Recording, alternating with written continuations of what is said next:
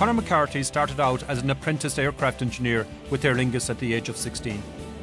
After 3 decades of holding senior positions within the aviation industry, he saw a new business opportunity peer through the clouds when the Irish aircraft maintenance firm SR Techniques closed its doors in early 2009.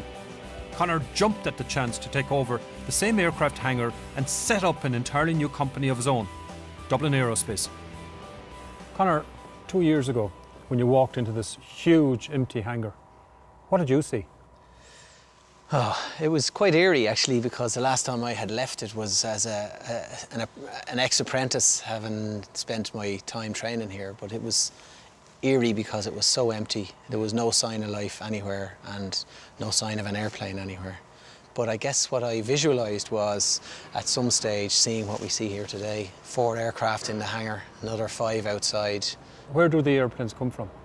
Well, just taking a look here, this one here is completely stripped down. That's from EasyJet in the UK, one of the largest airlines in Europe.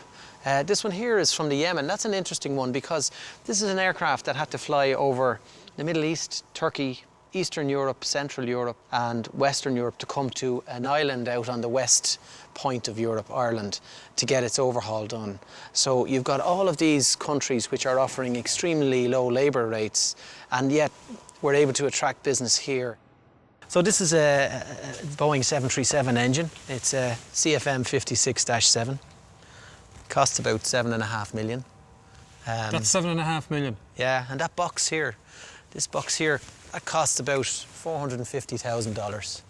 Jesus. It's electronic control unit. To fit in the boot of the car. The only problem is, I don't think about any takers of that in Connemara. Go down to Smithfield, you might be able to sell it on a Sunday. So I've done stranger things. We knew there have been 3 owners of this site essentially doing aircraft maintenance: Aer Lingus, FLS Aerospace and SR Technics.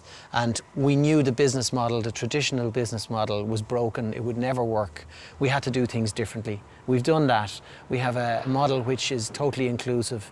Our employees, for example, are all part of a team that gets rewarded based on performance. We share 20% of the profits every quarter among the people who work here, and that has helped us align everybody. And I think that's the secret of Dublin Aerospace, keeping everybody moving forward and competing, not just on an individual level, but at a team level.